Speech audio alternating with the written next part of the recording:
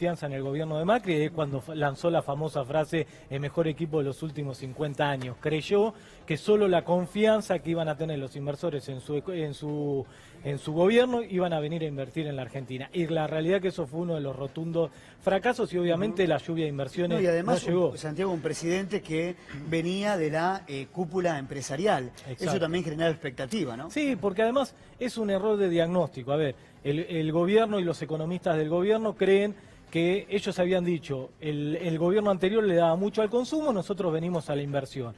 En términos económicos, que es lo que nosotros discutimos, es disociar la inversión del consumo, como si el consumo no tuviera nada que ver con la inversión y los empresarios invierten, por ejemplo, por confianza. Y la realidad que parte esencial de la inversión de los empresarios, no digo suficiente, pero una condición necesaria para que haya inversión de los empresarios, tanto nacionales como extranjeros, que haya consumo, porque nadie va a invertir, digo acá, ni en Alemania, ni en Japón, si los empresarios no van a vender lo que producen. Y una de las cosas que hizo el gobierno fue pulverizar el consumo interno al bajar los ingresos reales de los argentinos. El salario real cayó en los 4 años 18%. El mismo fenómeno pasó con la asignación universal por hijo y con las jubilaciones. Por eso no hubo inversión, ni extranjera ni nacional. Claro. Quiero que escuchen con atención lo que decía Marco Lavagna, que suena como uno de los candidatos a ir como mandatario allí en el INDEC, un instituto importantísimo en la República Argentina, que le preguntaron por el dólar, por lo que está cotizando el dólar en la Argentina, y decía esto. El problema es la inflación. Si yo te digo un tipo de cambio de 60, para hacer número redondo, y una inflación de 4% por mes, a los 3 meses el tipo de cambio te quedó retrasado. Tarde o temprano va a saltar de vuelta. Entonces la clave es cómo hacer para que se muevan juntos y bajar la inflación y mantener el tipo de cambio, porque ahí no perdés competitividad. Si no, lo que vas a terminar pasando es que siempre los precios se van a terminar ajustando al tipo de cambio más alto, o el paralelo o el contado con liqui, y el oficial te lo dejan de mirar. Entonces la clave es cerrar la brecha y que acompañe inflación y tipo de cambio que vayan más o menos caminando de la mano, ¿no? 61 es razonable hoy. Y empieza a quedarse atrasado. Pensá que 61, después del tipo de cambio 61, tuviste ya 3 meses con una inflación de más de 4 puntos. 3 puntos, y el último fue un poquito menos, pero un promedio del 4%, ya eso te va generando nuevas presiones. Como decíamos, suena como uno de los candidatos a manejar el INDEC. Alberto Fernández ya expresó su admiración y su relación con el padre, con Roberto Lavagna, quien también podría integrar el gobierno de una manera por ahí distinta, sin una dependencia directa, pero como un asesor importante. Esto para vincularlo y linkearlo, porque no es solamente una opinión aislada, sino una opinión de políticos con mucha trayectoria y vinculados a la economía, que además pueden tener un peso importante, un peso específico en el próximo gobierno. Julián, te quiero preguntar, ¿está atrasado? Bueno, es muy difícil saberlo, ¿no? Hoy en día, lo que sí que es verdad que estas palabras son fuertes, porque yo recuerdo cuando Di Tella también habló de un dólar atrasado en el momento del menemismo, previo a la asunción del menemismo, ya eso generó una tensión, ¿no? La verdad es que lo que se plantea es que el tipo de cambio multilateral, que es el que mide, digamos, nuestra relación con los principales socios comerciales, está bien hoy en día. Pero es cierto lo que dice Lavagna, que en la medida que sube la inflación va quedando retrasado el tipo de cambio, ¿no? Entonces, me parece que hoy en día la foto está bien, pero si uno proyecta que en los últimos 3 meses hubo una inflación cercana al 12% y el dólar se mantuvo estable, está en vías de estar nuevamente retrasado. Pero ¿no? si está atrasado, y en eso semi-coincidís con lo que expresaba Marco Lavagna, ¿qué habría que hacer? No, ciertamente una devaluación es regresiva, no hay duda de eso. Yo creo que esto de sostener el mal llamado cepo al dólar está bien, digamos, es un dólar que tiene que ver básicamente con turismo, con esos dólares que no necesitamos los argentinos para el desarrollo productivo. Eso está bien, tener un dólar a 63 pesos, y el comercial se tiene que medir en este sentido, digamos, ¿no? Se tiene que mantener un dólar bajo para la industria, y el dólar que se utiliza para, de vuelta, turismo, para atesoramiento, ese sí se puede liberar un poco más, ¿no? A ver, Santiago, te hago esta pregunta y te planteo porque los supermercados han hablado y lo que señalan es un freno en la caída del consumo. Observan un 2020 negativo, pero un freno en la caída de ventas. Con los estudios que vos analizás, ¿esto puede llegar a concretarse? A ver, yo creo que eso se puede revertir. Y volviendo a lo que dijo Marco Lavagna, si vos devaluás la moneda de vuelta, porque si yo te digo el tipo de cambio se está atrasando, que estoy pidiendo una devaluación, es lo mismo, es decir, devaluación o tipo de cambio atrasado. Si yo devalúo hoy la moneda, ¿qué voy a lograr? ¿Mayor exportación? No. Menor importación tampoco, solamente pulverizando los ingresos reales de los argentinos. Con lo cual ahí voy a profundizar la crisis económica si devalúo la moneda. Y me parece que, escuchando a Alberto Fernández, que inclusive dijo el dólar a 60 está bien, y además lo que está diciendo Alberto Fernández es que lo primero que tenemos que hacer es reactivar la economía argentina. El 75% de la demanda agregada de la economía es consumo. Por lo cual, ¿qué está diciendo Alberto? Y yo comparto, hay que aumentar los ingresos de los sectores que menos ganan.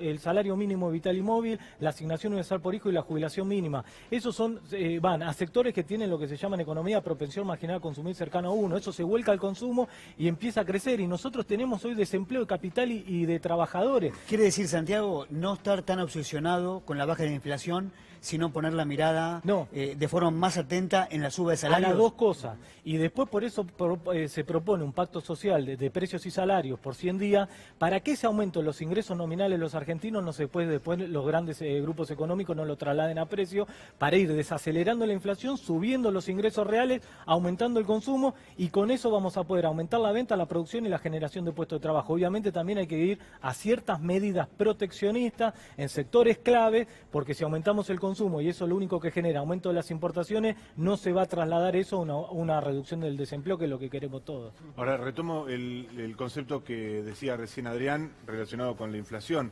porque el propio Marco Lavagna lo que decía es que en virtud de la inflación, que va a estar oscilando arriba del 50%, en algunos casos podrá tener un ritmo más cercano al 60% sobre fin de año, decía Marco Lavagna que esa inercia va a dejar un piso inflacionario de entre 35 y 40% para el año que viene. Si yo le sumo a ese piso de inercia del 35 y 40% esta eventual inyección de fondos que ya se está trabajando en el equipo de Alberto Fernández para los sectores populares, que lo van a volcar todo al consumo, ¿no podemos tener una espiralización de la inflación eventualmente? No, porque, perdón, una cosa, Sí, después la inflación es por costo en la Argentina. Yo te voy a tener una espiral inflacionaria si devalúa la moneda, pero además, ¿qué está diciendo Alberto? Estabilidad cambiaria y de dolarización de los precios de la economía, con lo cual de dolarizar tarifa a los servicios públicos y combustible, y además la comida, hay que desdolarizar el precio de la comida, con lo cual si vos desdolarizás esos tres precios clave, obviamente eso te va a tirar la inflación para abajo. Y si haces un acuerdo de precios y salarios para que justamente los grupos económicos no te respondan a esos aumentos de los ingresos nominales con suba de precios, sino que te respondan con producción. Mira, al tener 50% de las máquinas paradas hoy en la Argentina, el empresario no tiene que ni siquiera invertir para aumentar la producción, tiene las máquinas, las tiene que poner en funcionamiento. Ahora nadie duda, yo me quedaba pensando, nadie duda que los pymes que han pasado por este programa y por este canal van a estar disponibles, van a estar trabajando sobre esto, pero siempre me queda la duda de qué va a pasar con la conducta de los grandes empresarios frente a esto, porque ya mostraron cómo trabajan los grandes empresarios cuando los acuerdos son de caballeros, con un gobierno que es de su mismo signo y de su misma orientación económica. Pero en ese caso, vos analizás el actuar del empresariado argentino. ¿No se necesita un presidente con determinación? Cuestión que Mauricio Macri no tuvo. Nunca Mauricio Macri reunió a los empresarios y en favor de una inflación más baja les dijo, bueno, a ver si podemos llegar a un acuerdo todos juntos. No, mi duda es si un gobierno... Si van a colaborar. No, pero digo, si un gobierno que es el más cercano ideológicamente al sector empresario de las grandes compañías en Argentina, no le prestaron la menor atención al presidente, yo me permito pensar cuál va a ser el margen que tendrá Alberto, así les fue a ¿no? estos empresarios. Han perdido rentabilidad enorme, tanto en su valor bursátil como en la rentabilidad en general. Y yo creo que no saben que no pueden tirar más de la cuerda. Eso es algo bueno. Digo, la derecha me parece que en la Argentina, lo vimos en el 2001, cuando dio una tregua en algún punto en el 2002, ¿no? La derecha sabe que hay momentos en donde una situación preanárquica le puede jugar en contra. Entonces creo que ahora van a poner un pie en el freno, digamos, por lo menos en los próximos meses, porque saben, además no nos olvidemos que la línea sucesora de Alberto Fernández es Cristina Kirchner. Entonces yo creo que en ese punto la derecha sabe cuándo tiene que poner el freno en sus apetencias. Quiero que antes de seguir conversando sobre este tema y también sobre la canasta navideña, que eso también quiero hacer hincapié porque hay mucha gente que está mirando y cuando vea el porcentaje de aumento del año no lo va a poder creer. Pero primero prestemos atención porque hace instantes hubo una reunión entre Alberto Fernández Fernández, Eduardo Duhalde, y cuando salió el ex gobernador de la provincia de Buenos Aires, habló acerca del Fondo Monetario Internacional, habló acerca de los pagos que tiene que realizar la Argentina. ¿Qué dijo? Dijo esto. Hay un dicho que se sufre como una madre. Cristina está sufriendo por su hija. Eso hay que entenderlo, eso hay que entenderlo. Los varones, nosotros, los que estamos acá, creemos que queremos a los hijos igual que las madres, no. Los hijos son parte de la madre. Cristina está en el momento sufriendo mucho, pero como estamos llenos de odio en la Argentina, no pensamos esas cosas. No tenemos que contarle nada al FMI, no tenemos que rendirle cuenta al FMI. Hoy no podemos pagarle, no le vamos a poder pagar y arreglar para el futuro como se puede pagar, nada más que eso. Santiago, ¿qué pensás? Primero del Fondo Monetario Internacional y de las declaraciones de Duhalde. Si no le podemos pagar, no le podemos pagar. Yo comparto, el Fondo Monetario Internacional, es cómplice de lo que está pasando, y eso lo tiene que saber la población argentina. Digo, ellos aplicaron y financiaron este programa de ajuste del gobierno de Macri, y nos dieron 46.000 millones de dólares al gobierno de Macri para que en menos de un año. ¿Qué quiero decir con esto? Hoy el 60% de la deuda del FMI que tiene con el mundo lo tiene con la Argentina. El segundo país más endeudado con el Fondo Monetario Internacional es Egipto, con 11.000 millones de dólares, con lo cual lo que hizo el Fondo Monetario Internacional es cómplice con el gobierno de Mauricio Macri. Y la verdad que el año que viene el mandato de Alberto Fernández, los 4 años, va a tener que pagar entre vencimiento, intereses y capital 180.000 millones de dólares, teniendo el mercado internacional cerrado porque este mismo gobierno defaulteó la deuda y además ya no le prestan más de enero de 2018. El Fondo Monetario Internacional, si te baja plata, te va a perder. Reformas estructurales. ¿Cuáles son las 2 reformas estructurales que te pide el FMI? Reforma laboral para quitarle derecho a los trabajadores y reforma previsional para privatizar parte del sistema previsional, que nosotros ya lo vivimos en la década de 90 con la FCJP. Se mencionan FCJP. Muchos nombres en cuanto a quién va a ocupar el Palacio de Hacienda, quién va a ser el futuro ministro de Economía.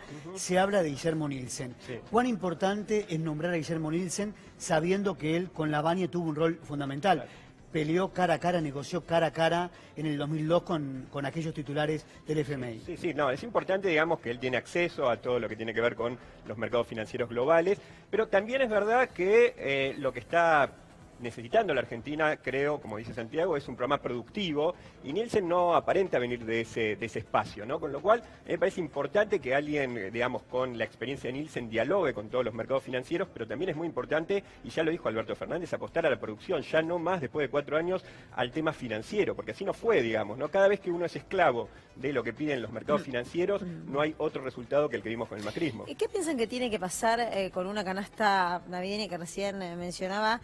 Está en un aumento del 56%, y la verdad es que llegando las fiestas nadie quiere tener la mesa vacía, ya con las dificultades de los regalos, de comprar la carne para algunos que tenían la ilusión de hacer un asado.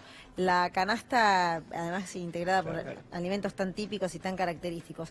¿Qué debiera hacer el próximo gobierno? ¿Armar una canasta de precios cuidados? A ver, el kirchnerismo siempre resolvió eso por medio de las transferencias, ¿no? Y ahora se está diciendo justamente que no se va a presionar para que se den bonos, ¿no? La verdad es que con la caída del poder adquisitivo que hubo este año, cerca de 10 puntos, no estaría mal que haya algún tipo de acuerdo para que haya transferencias, tanto del sector público, un aumento en la asignación universal por hijo, como también a ciertas empresas que si bien han perdido rentabilidad, no por eso no pueden pagar un plus para estas fiestas, sobre todo, como vos decís, Luciana, por la importancia que tiene, ¿no?, el tema para la mesa familiar.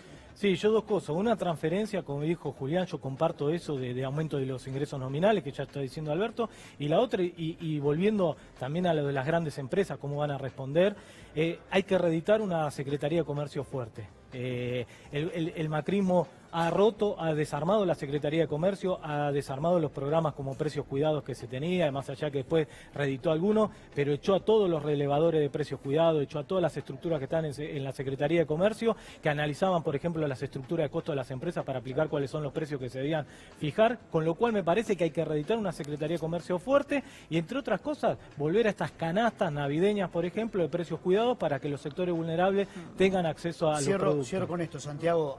Ya hubo una avivada de algunos comerciantes. Tenemos entendido un informe de Julia Estrada, economista de aquí de C5N. Hubo remarcaciones en los últimos días del 15% de los alimentos.